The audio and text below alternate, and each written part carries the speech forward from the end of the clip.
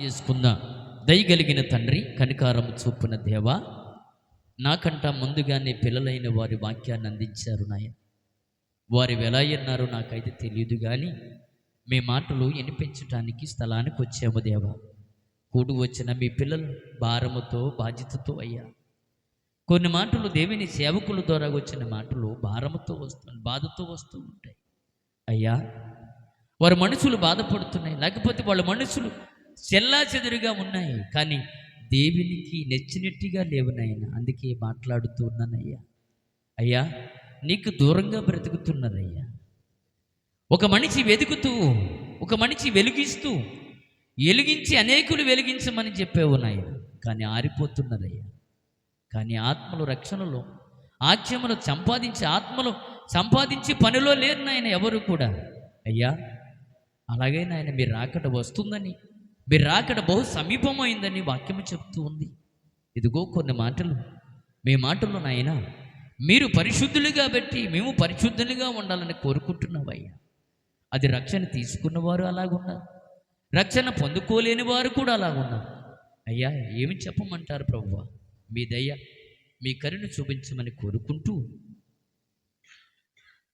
మా ప్రార్థన మీరు తోసివేయక నీరుకెట్టి ఫలింపు చేసి, ఈ మాటలు ఎలా వివరించాలో తెలియదు నాయన, ఎలా చెప్పాలో తెలియదు ప్రభువా.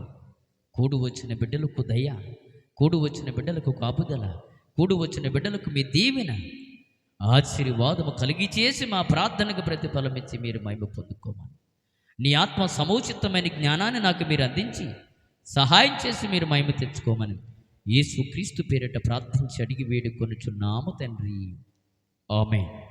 మంచిది పిల్లరా, గమనించండి, వాక్యాన్నే గమనించండి. వాక్యంలో ఉన్న సారము తెలుసుకుని మనం అలా ఉన్నామో లేదో తెలుసుకోండి, అంతే. వాక్యం మనకి ఏమి నేర్పిస్తుంది అని అంటే, మనకి ఏమి బోధిస్తుందంటే, నేను పరిశుద్ధుని కాబట్టి మీరు పరిశుద్ధులుగా ఉండాలని చెబుతుంది. అంటే మీరులో పరిశుద్ధత లేదనిగా చెబుతుంది బైబిల్. వింటున్నారా? నేను పరిశుద్ధుని కాబట్టి మీరు పరిశుద్ధులుగా బ్రతకండి. పరిశుద్ధత గుర్తు వాక్యము పిల్లలు. ఆయన కోరుకున్నది ఏమిటంటే పిల్లలు, ఆయన ఎలా బ్రతుకుతున్నాడు మిమ్మల్ని కూడా, మనలందరినీ కూడా అలాగే బ్రతకమంటూ ఉన్నాడు. ఆయన ఎలా జీవిస్తున్నాడు మనల్ని కూడా అలాగే జీవించమని చెబుతున్నాడు.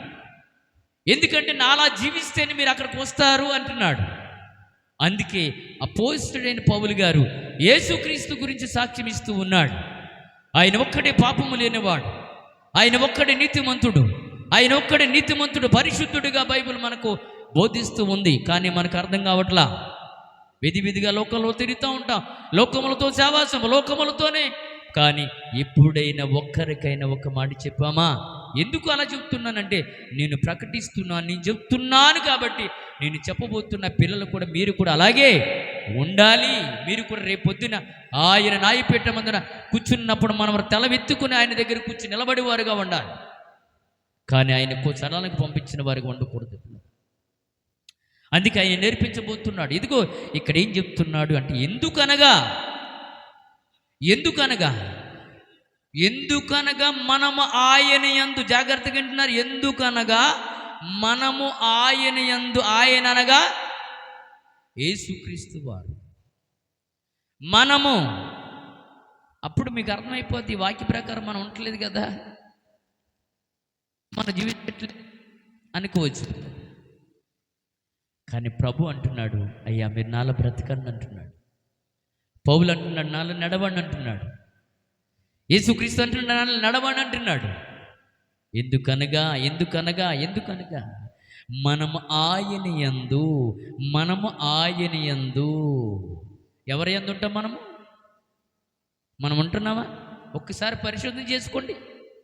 మన మాటలు బాగోవు, మన చూపు తీరు బాగోవు, మన నడకలు బాగోవు, ఏం బాగోవు. ప్రభు ఎంత బాధపడుతున్నాడు ఏ రోజైనా ఆలోచన చేశారా? ఏమండి, ఎవరినైనా మార్చారా? ఈ మాట రేపు అడగబోతూ ఉన్నాడు. దేవునికి స్తోత్రం. ఖచ్చితంగా అడుగుతాడు, నువ్వు రక్షించబడ్డావు, ఎంతమందిని రక్షించావు? అందుకే నేను ఇంకా భూమి మీద ఉంచాడు. నీ సరదాల కోసమో, నీ సంతోషము కోసమో, లేకపోతే నువ్వు సంపాదించుకోవడం కోసం కాదు. ప్రభువు నిన్ను సేవలో పిలిచింది, లేకపోతే ప్రభు బిడ్డగా పరిశుద్ధుడిగా బ్రతకడానికి నేను పిలిచింది ఎడుగు నువ్వు పరిశుద్ధుడిగా ఉండి కొందరు మంచి మార్గంలో నడిపించవలసిందిగా ఆయన కోరుకుంటూ ఉన్నాడు. అందుకే ఆయన శరీరము ఆయన రక్తము తింటున్నా నీవు. అందుకే అంటున్నా, ఎందుకనగా మనము ఆయన యందు దేవిని నీతి అగినట్లు. అంతేనండి దేవుని మాట. మనము నీతి ఆయన దేవుని నీతి అగాలి, మనం అలా బ్రతకాలి, అలా జీవించాలి. మీరు ఇక్కడ నేర్చుకుంది అక్కడ చెప్పాలి, అది దేవుని వాక్యం. మరి వారికి మనకి తేడా ఏమని చెప్పండి? వారికి మనకి చావాసం చేస్తాను ఎప్పుడైనా ఆలోచన వేరుగా నేను చెప్పడం కదండి, ప్రభువు మనకి నేర్పిస్తున్నమాట. నేను ఎవరి దగ్గర నేర్చుకోలేదు, ప్రభువు నాకు నేర్పించిన మాటలే మీకు నేర్పిస్తున్నాను. నేను ఎవరి దగ్గరికి వెళ్ళి నేర్చుకోలేదు పిల్లరా. నేను వెళ్ళిన 2 సంవత్సరాలు నేను బైబిల్ ట్రైనింగ్ చేసినా ఆ వెళ్ళి వచ్చాము తప్ప బైబిల్లో నేర్చుకున్న సంగతులు అనేకవి దేవుడు నాకు నేర్పిస్తున్నాడు. అందుకే నేర్పిస్తున్నాను, మీకు నేర్పిస్తున్నాను. మీరు కూడా అలా నేర్పించే వారిగా ఉండాలి. మనమందరూ నేర్చుకోవాలి, మనమందరూ నేర్చుకొని ఇతరులకి నేర్పించే వారిగా ఉండాలి. అవునా కాదా? కానీ ఇక్కడ అంటున్నాడు, దేవుని నీతి అగ్నిట్లు పాపము ఎరగనాయన. ఎవరో పాపము ఎరగనాయన. ఇప్పుడు పాపం చేసింది అయినా మనమే ఇంకా పాపంలోనే ఉన్నావు, ఇంకా పాపంలోనే జీవిస్తున్నావు. పాపము లేనివాడు పాపముగా మార్చబడ్డాడండి. నీ కోసము నా కోసమే, మనందరి కొరకు ఆయన అలా అయిపోయాడు. ఎందుకు అవ్వాలి? దేవుడు ఒక మాట చెప్పాడు, ఆయన సన్నిధిలో గడుపుట ఎంత శ్రేష్టమో. బైబిల్ చదువుకుంటేగా మీరు అవి జుండి తేనె కంటే మధురమైన మాటలండి. అవి తినీకోల్ది తినాలనిపిస్తుంది, ఆయన మాటలు తినీకోల్ది తినాలనిపిస్తుంది, చదివికోల్ది చదవాలనిపిస్తుంది. పిల్లరా, మీ నటులు ఏముందండి, 12 మంది బీజీ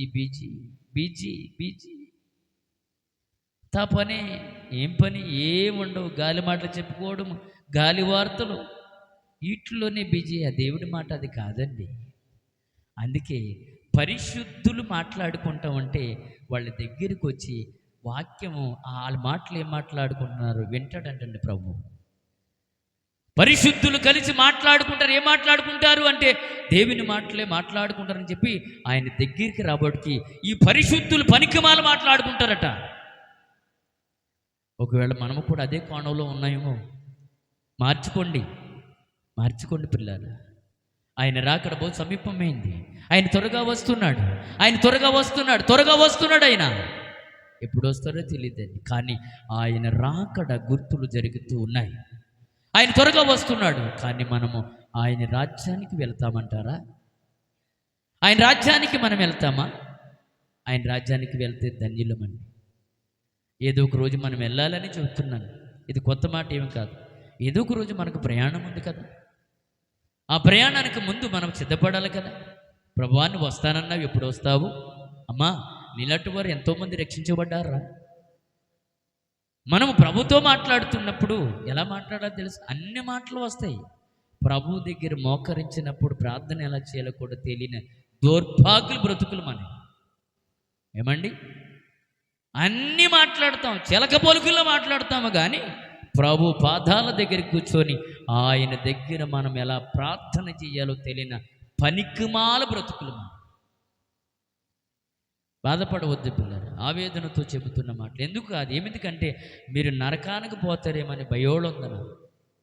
ఇంత నేర్పించి ఇంత చెప్పినా మీ బ్రతుకులు మారట్లేదంటే డబ్బు గురించి ధనము గురించి ఇక్కడ చెప్పబడదు, ఓలి వాక్యం గురించి చెప్పబడుతుంది. మీరు తెచ్చివ్వడని ఏనాడు చెప్పబడదు. ఎందుకు తెలుసా?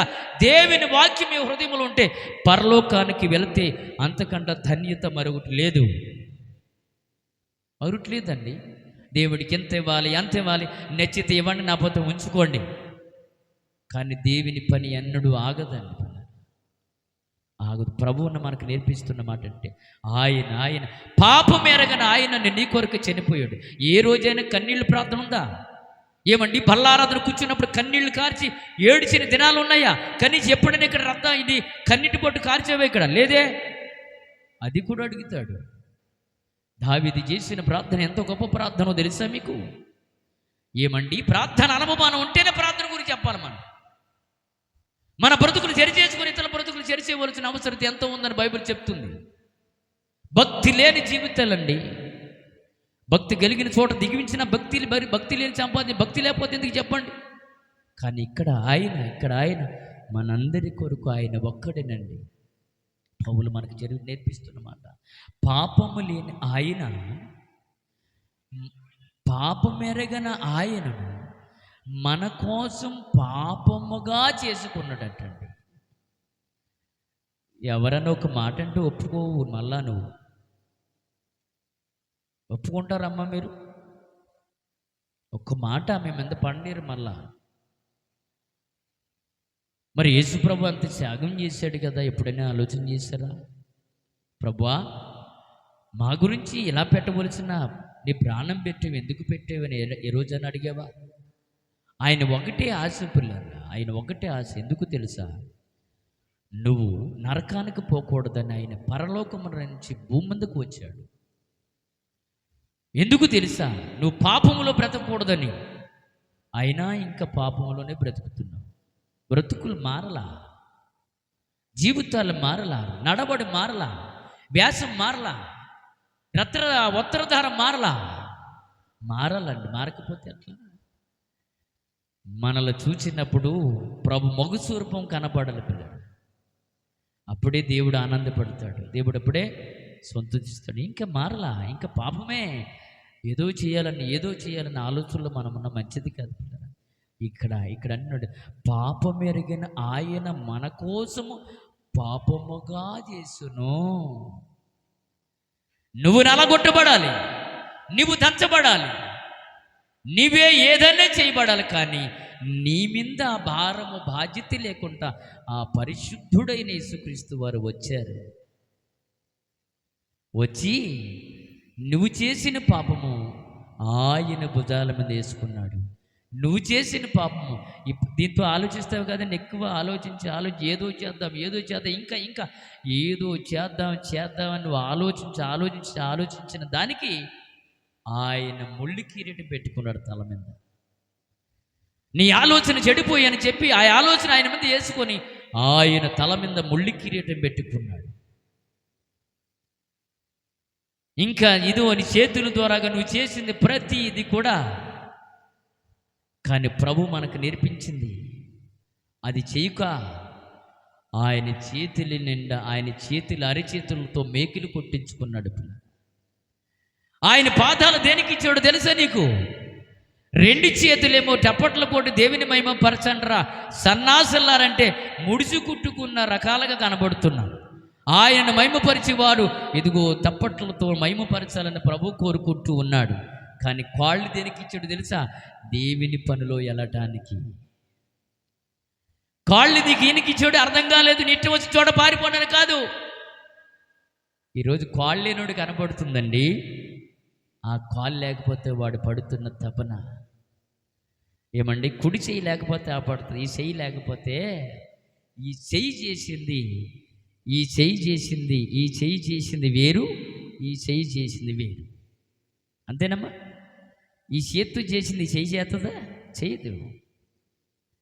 ఒక చెయ్యి లేకపోతే ఆ చెయ్యి లేనప్పుడు అర్థమవుతుందంట. అయ్యో, బిడ్డలందరూ తప్పట్లు కొట్టి పాటలు పాడుతున్నారే, ఇప్పుడు నేను కొడతామంటే ఏమి లేదు, ఓడిపోయిందిగా. 2 చేతులతో ఆయన స్వార్థ పనిలో చక్కగా కొనసాగించినప్పుడు వాళ్ళు చూసినప్పుడు మనం అనుకుంటాం, అయ్యో కాలుంటే బాగున్నే అని అనుకుంటాం. ఆ అవకాశం లేనప్పుడు పిల్లలు ప్రభు మనకు నేర్పించింది, పౌలు మనకు నేర్పించిన ఒక చక్కటి మాటలు ఏంటంటే, అయ్యా పాపములో ఉన్న నీవు పాపము లేని ఆయన నీ కొరకు పాపముగా చేయబడ్డాడట. నీ కొరకు అమ్మైనను, అక్కైనను, చెల్లైనను, తొంబుడైనను, సహోదరుడైనను, సహోదరి అయినను ఏమి మన కొరకు ఏమీ చేయలేరండి. కానీ ఆ దేవుడు నీ కొరకు ప్రాణం పెట్టాడు. ఆ దేవుడు నీ కొరకు రక్తము కార్చాడు. ఆయన చేసిన త్యాగమే ఈరోజు ఈ మందిరములో మనము కూర్చొని ఆయన మాటలు వింటూ ఉన్నాను పిల్లలు. పాపము లేనివాడు ఆయన ఒక్కడే. మనమందరూ పాపములో ఉన్నవారు, మనమందరూ పాపమైన బ్రతుకుల్లో ఉన్నవారు. ఇంకా పాపములో బ్రతుకుతున్నాం అనుకోండి, ఆయన కొడితే లెగలేము పిల్లలు. ఆయన కొడితే లెగలేము. ఆయన కొట్టడం పెద్ద విషయం అనుకుంటున్నారా? ఆయన కొట్టడం పెద్ద విషయం ఏంటి పిల్లలు? చిన్న గిల్లితే చాలు, ₹1,00,000 హాస్పిటల్లో పోతాం పోయవలసిన అవసరత ఉంది. ఈ మధ్యకాలంలో పిల్లలు ప్రభు కొరకు అనేకమైన పనులు చేసి బిడ్డకు క్యాన్సర్ వచ్చింది. ఎంత ఆవేదన పడుతుందో, ఎంత ఆరాటం పొందుతుందో పిల్లరా. ఆమె శరీరం అంతా కోత కోసి పరిచి ఇక్కడే 2 ఆపరేషన్ చేశారు. మళ్ళా గుంటూరు తీసుకెళ్ళి మళ్ళా కోసి గర్భసంచి తీసివేశారంట పిల్లలు. ఆమె అనుకుంటుంది, ఈ బ్రతుకు ఎందుకు, చనిపోతే బాగుండు కదా అని అనుకుంటుంది. ఆ వ్యాధి వస్తుందని ఆమె కలలో కూడా ఊహించుకోలేదట. ఎల్లప్పుడల్లా ఏడుస్తుంది, నాకు ఇలాంటి వ్యాధి రావడం ఏంటి అని చెప్పి ఏడుస్తుంది పిల్లలు. ఇంకా ముందుగా చూసుకున్నారు, ఎంత గడ్డి ఉన్నప్పుడు చూసుకున్నారు, ఇంకా పెద్దది పెరగలేదు పిల్లలు. ఆ బిడ్డ కొరకు ఎల్లప్పుడూ ప్రార్థన చేస్తూ ఉన్నాం. ఎల్లప్పుడూ నువ్వు అనుకోవచ్చు, ఈరోజు నాకేంటి అనుకోవచ్చు, మాకేంటి అనుకోవచ్చు. ప్రభు పాదాల దగ్గర ఉండండి. ప్రభు పాదాల దగ్గర మనం ఎల్లప్పుడూ ప్రార్థన చేస్తాం. నిజమే ప్రభువా, నువ్వు నా కొరకు చనిపోయావు, నాకు ఇంకా అర్థం అవ్వట్లేదయ్యా. వాక్యం వింటున్నాను, విడిచిపెడుతూ ఉన్నాను, వాక్యం వింటున్నాను, వదిలేస్తున్నాను, వాక్యం అర్థం కావట్లేదయ్యా. వాక్యం అర్థం కాలేదు అంటే నీలో పాపం ఉంది. దేవుని కొరకు ఎలుగుతున్న ఆత్మలో మళ్ళా ఆరిపోయాయి అంటే మళ్ళా పాపము జోరి చేసుకుంది. పాపం మనలోకి వచ్చేసి పెట్టే పిల్లరా. ఆ పాపం రాబట్టే కదా సాంసోను దెనీల వల్ల కూర్చున్నాడు. అవునంటారు కదంటారు. 1000 మందిని చంపిన వీరుడు, 1000 మందిని గాడిద ఎముకతో చంపిన మహాసూరుడు, మహాబలమైన వాడు ఒకరోజు వెళ్ళి వేసి తొడకాళ్ళ మీద తలబెట్టి నిద్రైపోయాడండి. చూడండి ఎంత దౌర్భాగ్యతో. ఇశ్రాయేలుకు న్యాయాధిపతిగా ఉన్న మంచి నాయకుడు పాపమన్న వల్ల పడిపోయాడండి. ఆ సైనికుడు, ఆ గొప్పవాడు, ఆ పడిపోగా ఆ మరణానికి తీసుకొని వెళ్ళిపోయింది పిల్లలు. మరణానికి వెళ్ళిపోయాడు. కొళ్ళు పొడి చేశారు, కొళ్ళు పీకేశారు. పాపం ఏం చేస్తా చెప్తే కొళ్ళు పీకించేస్తుంది పిల్లరా. సాంసోని జీవితం అలా అయిపోయింది. మరి నీ జీవితం, నా జీవితం మారిందంటారా? ఇంకా ఒకసారి పరిశోధన చేసుకోండి. మారకపోతే జాగ్రత్త సుమే. ఎవరైనా ఒకటే పిల్లరా, మారకపోతే జాగ్రత్త అని ప్రభు మనకి ఈ మధ్యకాల సమయంలో దేవుని వాక్యము ద్వారాగా అందిస్తున్నాడు. ఎందుకంటే పాపము లేని ఆయన మన కోసం పాపముగా చేసేటట్టు పిల్లరా. తన తండ్రి, తన దేవుడు వెళ్ళినాయన ఇదిగో నశించిపోతున్న ఆత్మలో నువ్వు వాళ్ళందరినీ రక్షించాలి, నరకానికి పోకుండా మంచి మార్గంలోనికి తీసుకుని రానాయనని చెప్పి తన కుమారుని భూమి కొంచాడు. ఆయన వచ్చాడు, 33.5 సంవత్సరాలు బ్రతికాడు, యవనకాల రక్తము ధారపోసాడు నీ కొరకు, నా కొరకు. పాపములో ఉన్న మన కొరకు పాపము లేని ఆయన చనిపోయాడు పిల్లలు. యవన కాలంలో, మంచి యవన కాలంలో అంటే 33.5 సంవత్సరం అంటే సామ్యంద ఒక సంవత్సరం పెద్దవాడు అంతే. 33.5 సంవత్సరాలు, 30 ఎక్కువ, నేను క్షమించండి, గమనించండి పిల్లలు. బోయాజీ ఎన్ని సంవత్సరాలు నీది ఎన్ని సంవత్సరాలు? మీది ఎన్ని సంవత్సరాలు నీకు? మర్చిపోయేవా? దేవుడికి స్తోత్రం. 32 సంవత్సరాలు. దేవునికి స్తోత్రం. అంటే బోయాజు మీద 1 సంవత్సరం పెద్దవాడు యేసుక్రీస్తు. 32 సంవత్సరాలు బోయాజుకు వచ్చింది, యేసుక్రీస్తు వారికి 33.5 సంవత్సరాలు. కనుక గమనించిన పిల్లలు, అలాంటి యవ్వన కాలం ఎన్నో సంవత్సరాలు బ్రతకాల ఆ మహనీయుడు. కానీ మనందరి కొరకు ఆయన మరణించాడు. ఇంకొక మాట చూద్దాం ఒక్కసారి దేవుని మాటలు పిల్లలు. ఎందుకంటే పిల్లలు, దేవుని మాట మనల్ని ప్రేమిస్తుంది, దేవుని మాటలు మనల్ని ఆదరిస్తుందండి. దేవుని మాట మనల్ని ప్రేమిస్తుంది, మనిషిల మాట మనల్ని కొంగరిస్తుంది. అపోస్తుడైన పౌలు గారు హెబ్రీయులకు రాస్తూ ఒక మాట అంటాడు పిల్లలు. హెబ్రీయులకు రాస్తూ 4వ అధ్యాయము 15వ వచనం ఒకసారి చూద్దాం. మన ప్రధాన యాజకుడు, అబ్బా మీరు ఆలోచన చేస్తున్నారు, మన బలహీనత చూడండి. మన బలహీనతలు ఉంటాయో ఉండవా? మనకు ఏదో ఒక బలహీనత ఉంటుంది కదమ్మా. ఏం బలహీనత? ఏదో ఆశతో మనలో ఉంటుంది. పౌలు అంటున్నాడు యేసుక్రీస్తు గురించి సాక్ష్యం ఇస్తూ, మనకి ప్రధాన యాజకుడు ఉన్నాడు, ఆయనే ప్రభువు, ఆయన యేసుక్రీస్తు వారు. మనకు ఒక యాజకుడు ఉన్నాడండి. ఆయన మన కొరకు చనిపోయాడు, మన కొరకు ప్రాణం పెట్టిన ఆయన. మరి ఈరోజు నువ్వు ఏం చేస్తున్నావు? ఆయన కొరకు ఏం చేయగలుగుతున్నావు? ఏం చేయగలుగుతున్నామండి? మనం ఏమీ చేయలేకపోతూ ఉన్నా. ఇక్కడ ప్రభు మనకు నేర్పిస్తూ పోతున్న మాట, పౌలు గారు మనకు నేర్పించబోతున్న మాట ఏంటో తెలుసా పిల్లరా? మన ప్రధాన యాజకుడు మన బలహీనతల యందును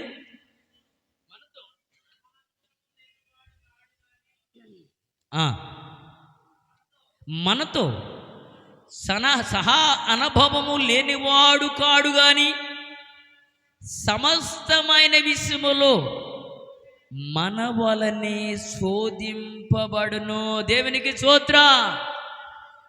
మనంత బలహీనుడు కాదు ఆయన, మనంత బలహీనుడు కాడు ఆయన. మనకన్నీ బలహీనతే, మనకన్నీ బలహీనలే. ఏదో ఆశ మనందరిలో ఉంటుంది పిల్లలు. ఇక్కడ ఉన్న వారు అందరికీ ఏదో ఒక ఆశ ఉంటుంది, ఏదో ఒక బలహీనత. అక్కడ పడిపోతాం మనం. మనిషి ఎలాంటి వాడైనను ఎక్కడ త్వరగా పడిపోతాడు అని అంటే పాపము దగ్గర పడిపోతాడు. పాపం అనగా చాలా బలహీనత. అది స్త్రీ కావచ్చు, పురుషుడు కావచ్చు. అది చాలా బలహీనత. మనిషికి ఒక బలహీనత ప్రతి మనిషిలో అది ఇమిడి ఉంటుందో పక్కన. అది ఎవరికి కనబడదు, అది ఎవరికి చిక్కదు, దొరకదు. అది ప్రభువైన యేసుక్రీస్తు వారికి దొరికింది. బలహీనత, ఏదో ఒక బలహీనత. కానీ అది దాటి వెళితే డబ్బు అనే బలహీనత, డబ్బు అనే బలహీనత ఉంది. ఉండకూడదని కాదు, కానీ ప్రతి ఒక్క మనిషిడికి ఒక బలహీనత ఉంటుంది, అక్కడ పడిపోతాడు. కానీ ప్రభు అన్నాడు, ప్రభు మనకు నేర్పించాడు, ప్రభు మనలాంటి వాడు కాదు సుమి, మనంత బలహీనుడిగా కాని వాడే. కానీ ఆ బలహీనుడిగా కానదేవుడు బలహీనులుగా ఉంటున్న మన కోసము ఆయన బలహీనుడు అయిపోయాడు పిల్లలు. ఆయన చేసిన త్యాగం ఎంతో అంతే కాదు. నీ కొరకు ప్రాణం పెట్టాడు, నీ కొరకు ఆయన రక్తము కార్చాడండి. కానీ మనకు అర్థం కాకుండా వెళ్ళిపోతూ ఉంది. దేవుని మాట ఎంత విలువైనదో మనకి అర్థం కాలేదు పిల్లలు. దేవుని మాట ఎంతో శ్రేష్టమైనది అని దేవుని వాక్యమే మనకు చెబుతూ ఉన్నాడు ప్రభువా. కానీ మనము నేర్చుకోవాలి, ఇతరులకు చెప్పాలి. మనకు నేర్పించి మనం నేర్చుకోవడానికి వచ్చాము ఇక్కడ. మనం నేర్చుకుంటా, ఇంకా నేర్చుకొని చెప్పాలి.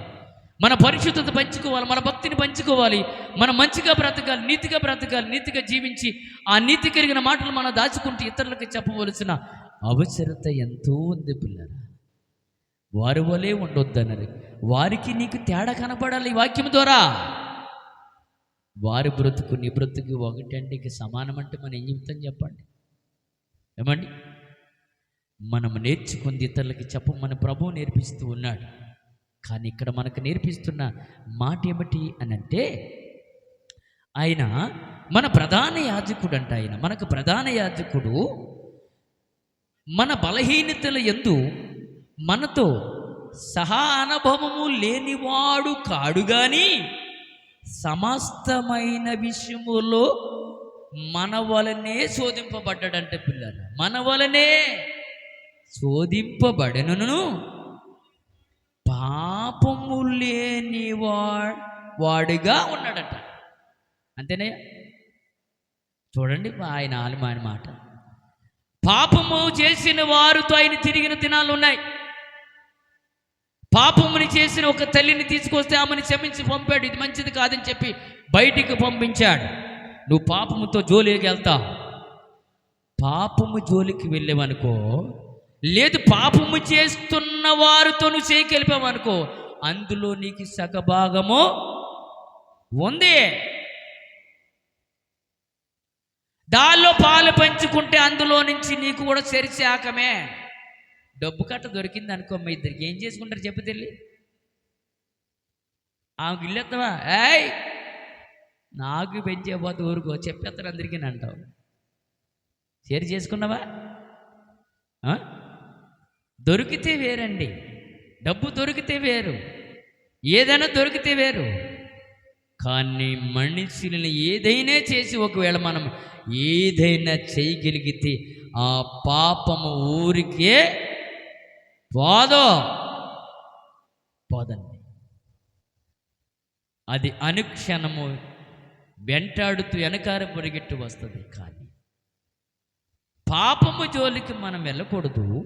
ఒకవేళ పాపము చేసిన వారిని ఎదుట ఉన్నప్పుడు ఏం చెప్పాలి?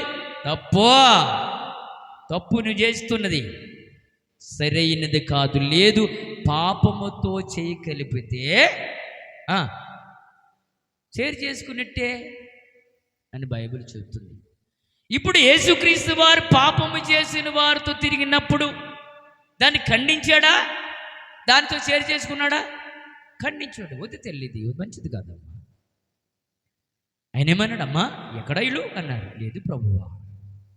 వాళ్ళు వెళ్ళిపోయారు. నేను కూడా ఏమన్నాం, ఇక్కడి నుంచి ఏ పాపం చేయకుండా పరిశుద్ధురాలుగా బ్రతుకో. దేవునికి స్తోత్రం. అలా బ్రతకాలండి. ఒక సాక్ష్యం అనుకున్నా, ఒక సాక్ష్యం నువ్వు సంపాదించుకోకపోతే అది తల్లైనను తండ్రి అయినను అక్క అయినను తమ్ముడైనను ఎవరైనా ఒకటే అని ప్రభు చేపిస్తుంది. చెప్పాలండి, యేసుప్రభు వెళ్ళిన తర్వాత ఆయన కొరకు అన్ని సాక్ష్యాలే. పౌలు వెళ్ళిన తర్వాత పౌలు కొరకు అన్ని సాక్ష్యాలే. అపోస్తలులు వెళ్ళిన తర్వాత వాళ్ళ కొరకు వారు చేసిన త్యాగం అంతా ఇంత కాదు పిల్లరా. వాళ్ళ గురించే మనం చెప్పుకుంటూ ముందుకు వెళ్ళిపోతూ ఉన్నాం. కానీ మన బలహీనతలు చూచి, కానీ మనతో మనం ఎలా చోదింపబడ్డామో యేసుక్రీస్తు వారికి కూడా బడినను. తర్వాత అంటాడు, ఆయన పాపము లేని వాడగా ఉండును. ఎంత చక్కటి మాట, మీరు ఆలోచన జరగండి. రక్షించబడతాము, మన పాపం మన జోలికి మనం వెళ్ళిపోతాం. మనం అంత పనికి మాల వారు ఎవరో ఉండరండి. ఇలా అంటున్నా బాధపడవద్దు. ఎందుకని? కుక్క వాంతికి తిరిగినట్లు కడగబడిన పంది మళ్ళా బుడదలో పడినట్లుగా మన బ్రతుకులు అలా ఉండకూడదండి. ప్రభు నేర్పిస్తూ ఉన్నాడు. మనం ఎలా బ్రతుకులు చెప్పండి. కానీ మనకెందుకు ఆయన మాట చెప్తున్నాడంటే, ఆయన మీ కొరికే ప్రాణం పెట్టాడు కదా. ఆయన మీ కొరికే ఆయన సర్వమును దారపోసాడు కదా. మరి ఏ రోజైనా మీరు విన్నారా? వినండి. ఆయన రాకడా త్వరగా వస్తూ ఉన్నాడు. ఆయన రాకడలో మనం అందరూ ఎత్తబడాలి కదా. ఎత్తబడరా? మీ భర్తలు మీతో తీసుకొస్తారా?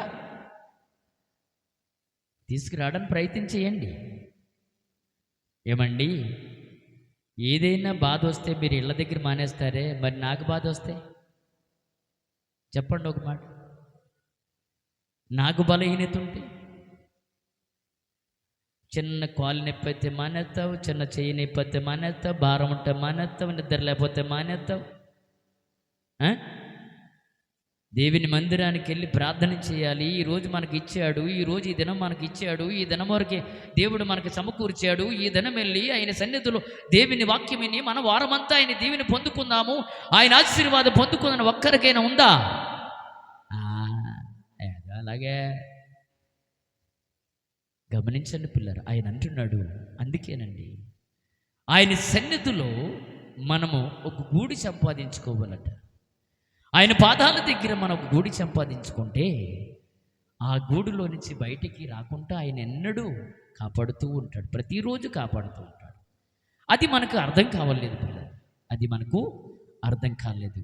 పాపము చేస్తున్న నీవు మనతో ఆయన తిరిగి పాపము లేనివాడిగా బ్రతికాడట. పాపములో నిన్ను పరిశుద్ధురాలుగా చేయాలని ఆయన ఆశపడుతూ ఉన్నాడు. మరి అలా ఉందామా? అలా ఉంటే మంచిదండి. లేకపోతే జాగ్రత్త చెమ్మి, నేను అడుగుతున్న ప్రతి మాట ప్రభు అడుగుతాడు ఒకరోజు. దేవునికి స్తోత్రం. నేను ఇక్కడ చెబుతున్న ప్రతి మాట మిమ్మల్ని అడగకపోతే అలా అడగండి. మిమ్మల్ని అడగకపోతే అడగండి. ఎలాగ అడుగుతాడండి? ఎప్పుడండి అని అంటొచ్చు. ఒక రోజు ఉంది. ఒకరోజు ఏ రోజు? అడుగుతాడు ఆయన. లెక్క దినం ఉంది. ప్రతి ఒక్కరూ ఆయన న్యాయపీఠం మీద కూర్చున్నప్పుడు ప్రతి ఒక్కరూ ఆయన దగ్గర నిలబడాలని రాయబడ్డారు. ఇక్కడ తెప్పించుకోవచ్చేమో కానీ అక్కడ తెప్పించుకోలేం పిల్లలు. చివరి మాట ఒక మాట చెప్పి నేను ముగిస్తాను పిల్లలు. చివరి మాట మనం చెప్పుకొని ముగించుకుందాం. ఒక్క మాట. పేతురు రాసిన రెండో పత్రిక మాట చదువుకొని ముగించుకుందాం దయచేసి. రెండో అధ్యాయం 22 వచనం చూద్దాం ఒకసారి. కుక్క తన వాంతికి తిరిగినట్లు కడగబడిన పంది. పొంద చెప్పాను కదండి బైబిల్లో. నేను మాట మీకు వాళ్ళు ఓడేవని అనుకోవచ్చు పిల్లలు, కానీ మనం వెళ్ళకూడదని ప్రభు మనకు నేర్పిస్తున్నాడు. ఇంకా ఏం చెప్తున్నాడు?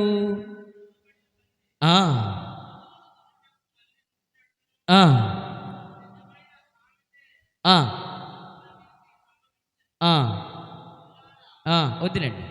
గనుక మనం ఎలా ఉండాలో మీరు ఆలోచన వెరగండి. ఎటు ఉండాలో ఎటు చూడకూడదు. ఆ రెండు భాగాలు మేము మనసులో దాచుకొని వాటి కొరకు బ్రతకండి. ఇంకో మాట చెప్తాను, ఆ మాట కూడా చూద్దాము. ఏప్రిల్ రాసిన పత్రిక 7వ అధ్యాయము 26 వచనం చదువుకుందాం ఒక్కసారి. 7:26 చదవండి. పవిత్రుడును నిర్దోషియు నిష్కలంకుషుడును పాపములో చేరక ప్రత్యేకముగా ఉన్నవాడు ఆకాశ మండపములు వెళ్ళిన కంటే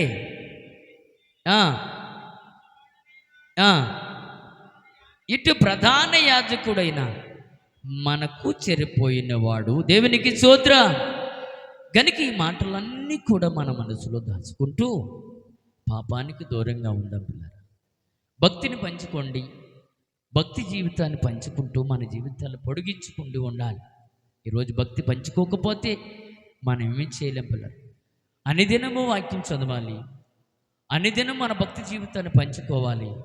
ప్రభు మనకు నేర్పిస్తుంది ఏంటంటే, ఒక మట్టి పైకి ఎక్కెళ్దాం, ఒక మట్టి కిందకి వెళ్ళిపోతే నిత్య నరకానికి వెళ్ళిపోయేవారుగా కాకుండా నిత్య రాజ్యానికి వెళ్ళేవారిగా ఉండాలని ఈ మాటల ద్వారాగా మీ హృదయంలో ఉంచుకొని వాటి కొరకు మీరు బ్రతకాలని.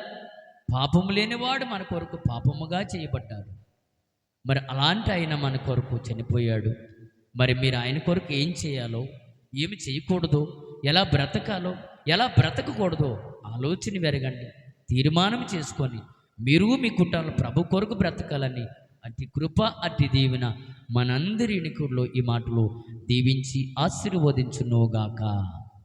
ఆమె తలలో ఉంచుదాం, ప్రార్థన చేసుకుందాం. దయగలిగిన తండ్రి, కనికారం చూపున మా దేవ, మీరిచ్చిన మహాకృపను బట్టి మా ప్రార్థనలో మీ బిడ్డలకు ఆదరణగా ఉండి నాయన, మీరిచ్చిన మాటలు నీ బిడ్డలకు అందించి ఉన్నాము దేవ. బిడ్డల హృదయములో పల్లెంపు చేసి మీ కొరకు ఎదిగే గొప్ప భాగ్యమును దయచేయమని అడుగుచున్నాం. అయ్యా, యేసుక్రీస్తు వారిని పాపము లేనివాడిగా ఉన్నాడు. పాపములు చేసిన మా కొరకు ఆయన పాపముగా అయ్యా చేసినందుకు అయ్యా ఆయన మళ్ళా నీతిమంతుడిగా మీ దగ్గరికి వచ్చి ఉన్నాడు. మమ్మలను పరిశుద్ధులుగా దిద్దడానికి మీ దయ, మీ కరుణ మా అందరి ఎడలను ఆయన చూపించమని కోరుకుంటూ, ఇంటున్న బిడ్డలు వాళ్ళ హృదయంలో దాచుకొని నీ కొరకు బ్రతికే గొప్ప భాగ్యమున నీ బిడ్డలకు దయచేయమని కోరుకుంటూ, మా ప్రార్థన బిడ్డలకు దీవెన, చూస్తున్న వారికి దీవెన, ఆశీర్వాదాలు కలిగించేసి నీ చిత్తమని కాపుదల మా అందరికీ దయచేసి మహిమ పొందుకోమని త్వరగా రానంటున్న యేసుక్రీస్తు పేరిట ప్రార్థించి అడిగి వేడుకొనుచున్నాము తండ్రి. ఆమేన్. మీ అందరికీ వందనాలు. సమయంలో ఏమైనా